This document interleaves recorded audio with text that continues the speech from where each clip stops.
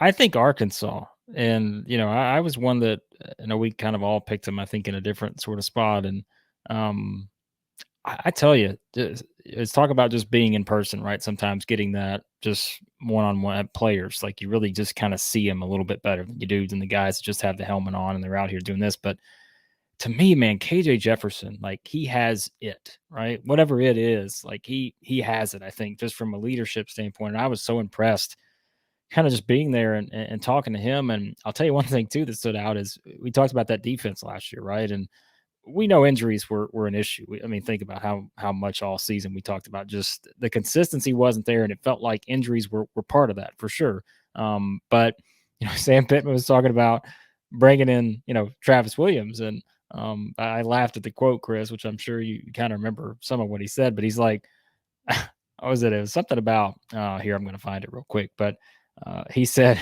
man, they were cover zero a lot, and when I interviewed him, I said, hey, man, I want to go after people, but every now and then, can you just kind of leave a guy in the middle of the field sometimes?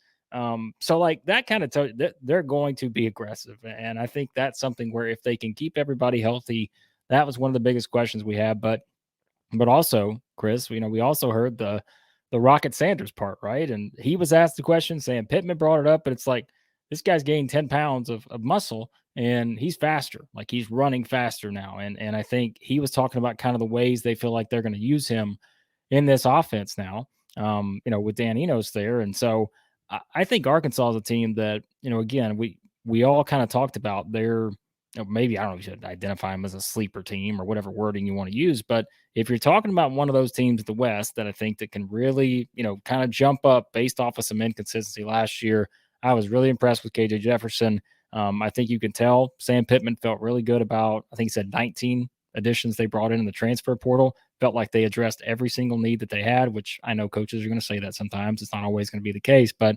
I was really impressed with I think just the entire unit there of Arkansas, and I do feel maybe a little bit more confident about what they could achieve with.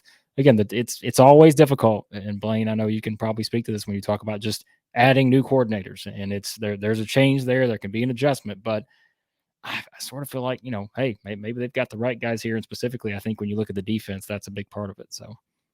Oh yeah, no, I think everything you said about Arkansas correct, and then Dan Enos.